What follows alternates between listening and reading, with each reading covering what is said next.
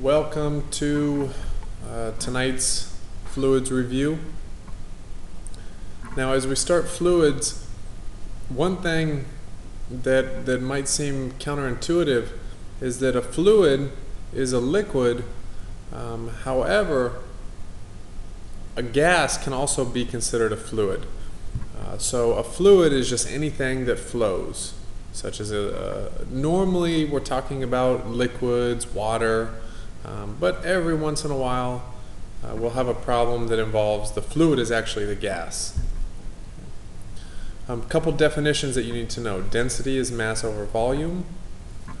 It's on your, this will normally be given to you that water has a density of 1,000 kilograms per cubic meter, but it's not a bad idea to just know this. Pressure, force over area, and this is on your table of information that the Earth's atmospheric pressure, which we call 1 atm, 1 atmosphere, is 1 times 10 to the 5th pascals. Try this problem on pressure. Go ahead and pause your video and give this a shot. You should have attempted this problem on pressure. It says a driveway is 22 meters long. So here's a driveway, 22 meters long and 5 meters wide. And of course we're on Earth, so we have to think about atmospheric pressure. So there's this pressure from the Earth's atmosphere that's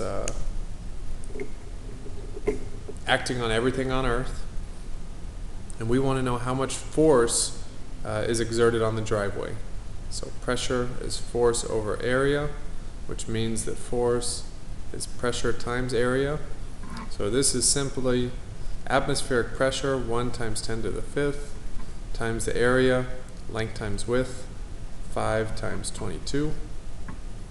And so our force is going to be 5 times 22 is 110. So that's going to be about 1 times 10 to the 7th approximately. So I'm going with choice E.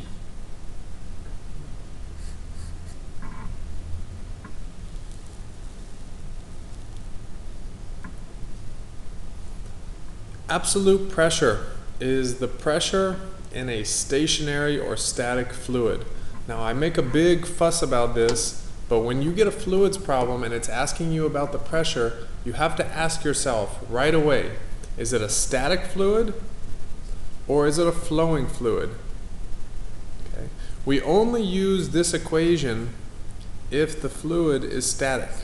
Okay. If it's a flowing fluid, you would use and it's relating to pressure. We'll talk about this later, but you would use Bernoulli's equation. That's for a flowing fluid, a moving fluid. Okay. But if the fluid is stationary, say like the water in a fish tank, the water in a pool, you want to use absolute pressure. Now this term rho GH has another name. It's called the gauge pressure.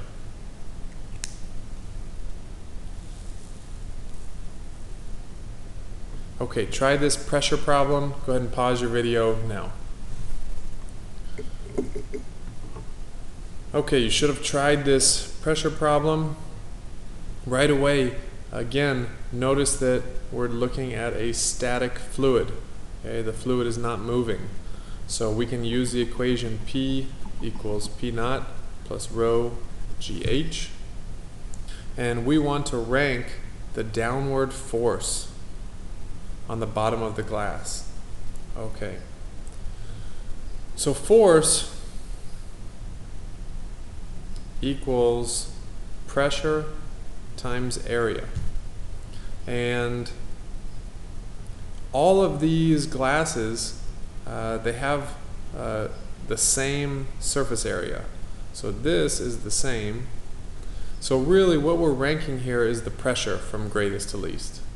Okay, for the pressure, we're going to refer to the absolute pressure equation, P equals P naught plus rho GH. Okay.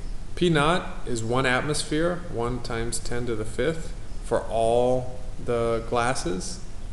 The density is water for all the glasses, which is 1,000 kilograms per cubic meter. Gravity for all the glasses is 10 meter per second squared.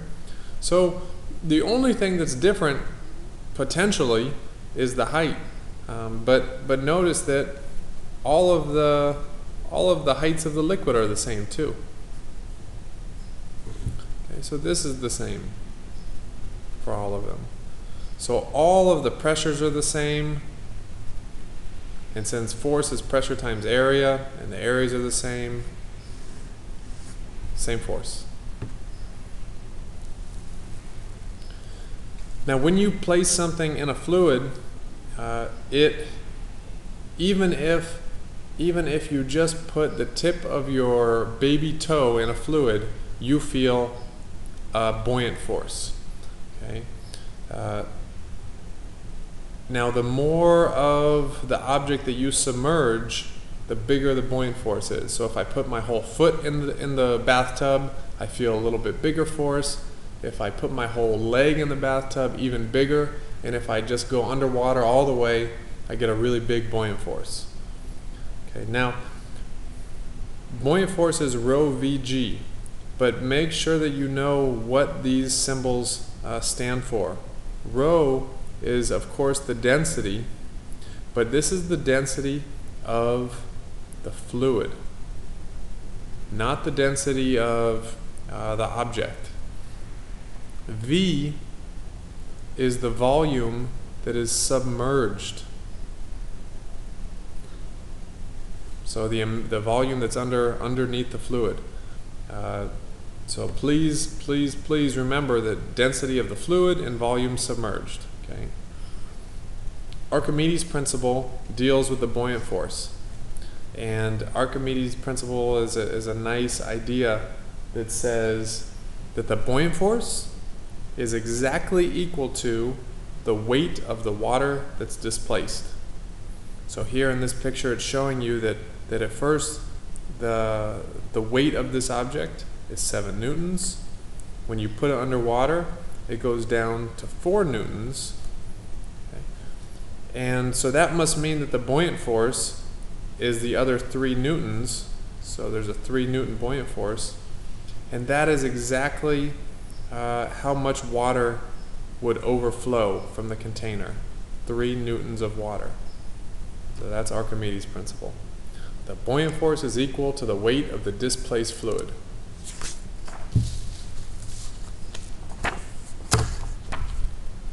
Okay, 2 buoyant force problems. Give these a try. Go ahead and pause your video now.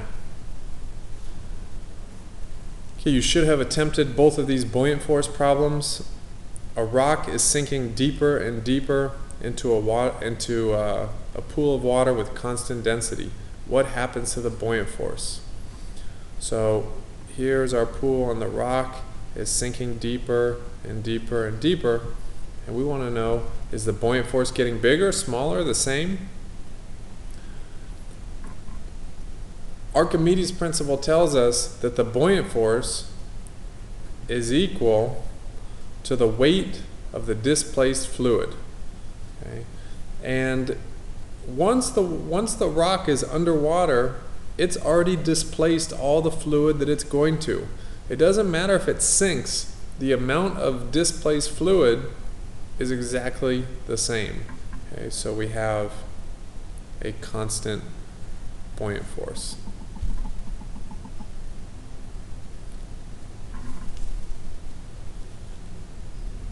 Here we have a mass suspended in a liquid on a string. We know the tension is 15 newtons, and we want to know what is the buoyant force. So here's a good one to practice your free body diagrams. We've got a weight force mg, we've got a tension force T, and we also have a buoyant force B. Since the mass is not moving, it's in equilibrium. The up force is equal to down forces. So the tension plus the buoyant equals the weight. We're looking for the buoyant force, so the buoyant force equals the weight minus the tension. The weight is going to be 20 newtons. The tension, it tells me, is 15 newtons. So the buoyant force is 5 newtons.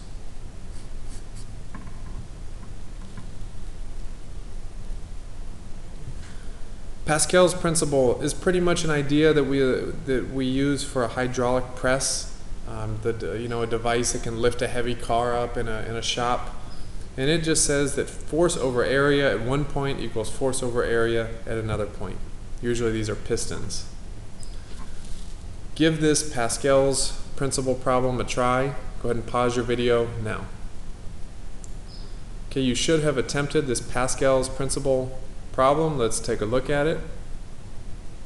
We have a hydraulic machine. What that means is we have some device that has a small piston on one side and a large piston on the other side.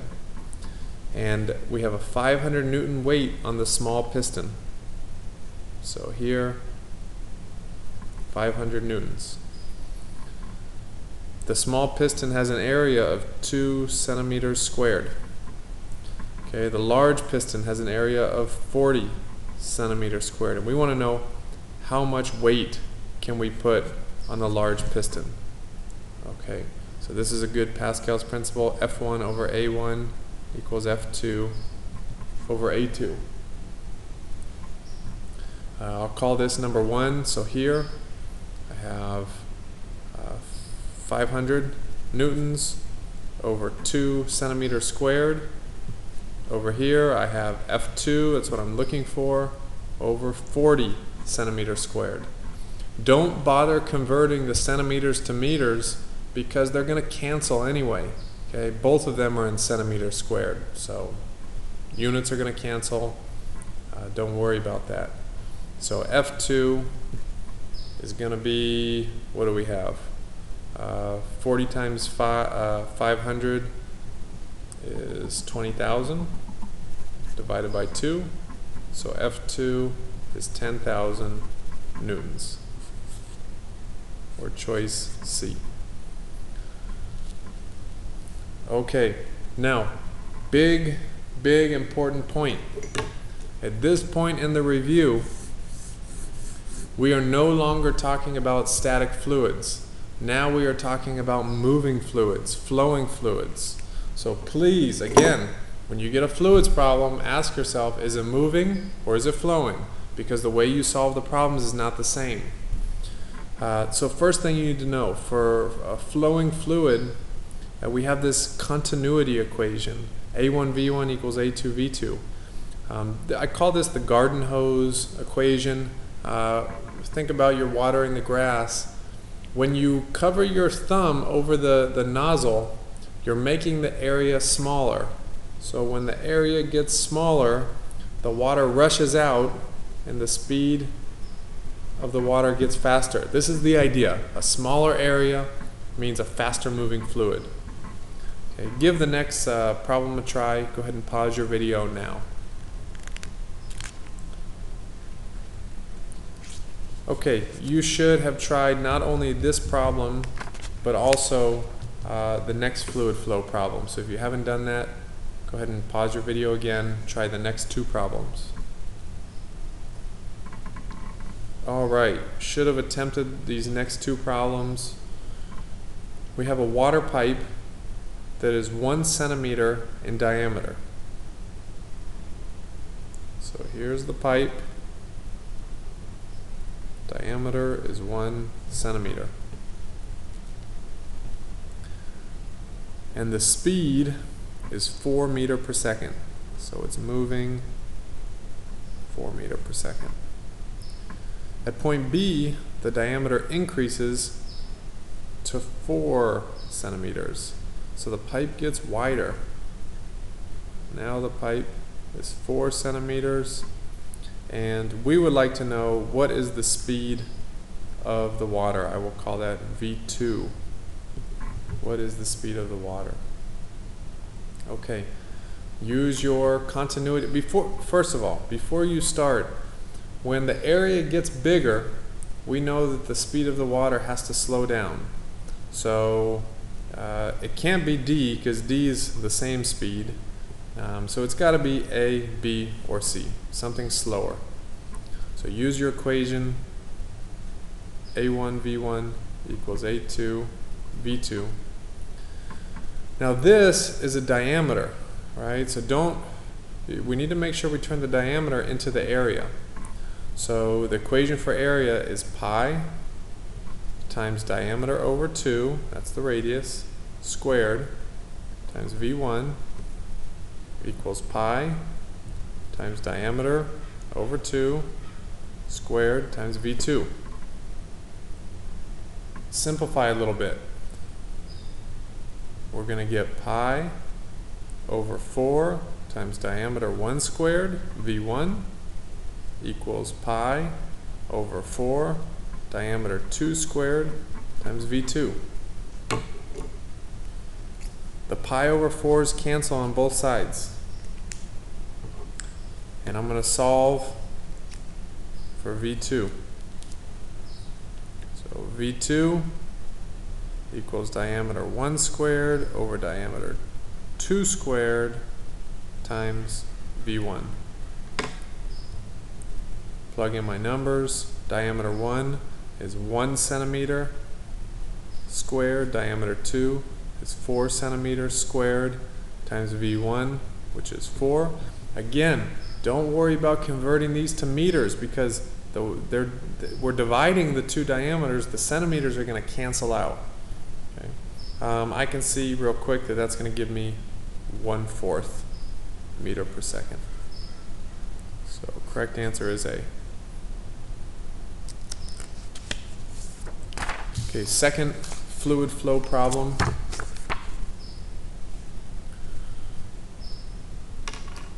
Water is flowing through the pipe. It looks like it's going from wider to narrower, which means it's going to speed up.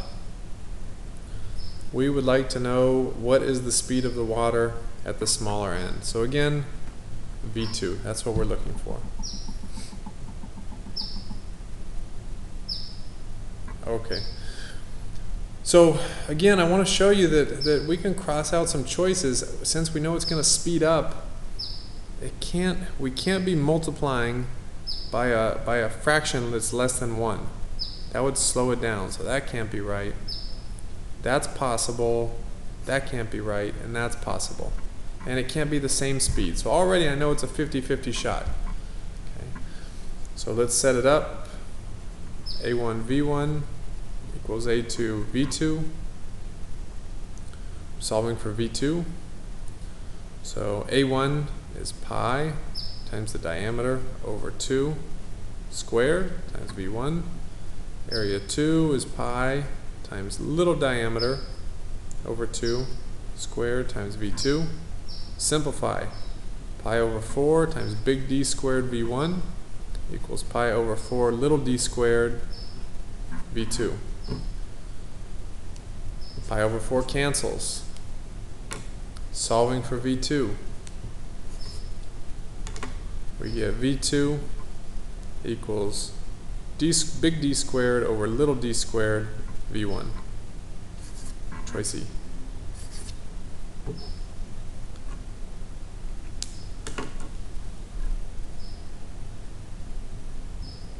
Okay, Bernoulli's theorem says that when the fluid flows faster, the pressure gets lower. Okay, it comes out of Bernoulli's equation over here. And what it shows us, so assuming that the heights are level, so the middle term is 0, if the kinetic energy term gets bigger, then the pressure term must get lower. Okay. And so there's a lot of applications of this. This is how how airplanes fly. There's a faster fluid moving over the top of the wing, so a lower pressure, which causes lift. So with this idea in mind, try the next two problems. Let's go over these next two problems on Bernoulli's theorem. We want to rank the pressure from least to greatest. So let's actually start with the velocity on part B. So from least to greatest, bigger the area, lower the velocity. So from least, we have number 1, then number 3, then number 4, then number 2. This is the greatest. Okay, smallest area, greatest speed. Now the pressure is just the opposite, from least to greatest. If we have the fastest moving fluid, we actually have the lowest pressure. So we're going to start with 2, then 4, then 3, then 1 has the greatest pressure.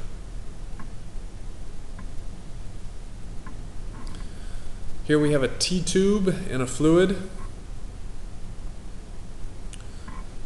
and it says the level of the water rises to point A inside the tube, just equilibrium here. A student blows through the tube. What happens? Okay. When the student starts blowing through the tube, remember, gas, we have air in the tube, and gas is a fluid. So we have a faster moving fluid inside the tube. So faster fluid, and Bernoulli's theorem says that when the fluid is moving faster, we actually have a lower pressure. It lowers the pressure. So fluids always flow from high to low pressure. They want to go to the lowest pressure possible. We still have a high pressure. We still have a high atmospheric pressure. That didn't change on the outside, right? That's still 1 atm. But inside the tube, now we have a lower pressure. We have a lower pressure. And so that's going to cause the water to rise in the tube. Going to cause the water to rise.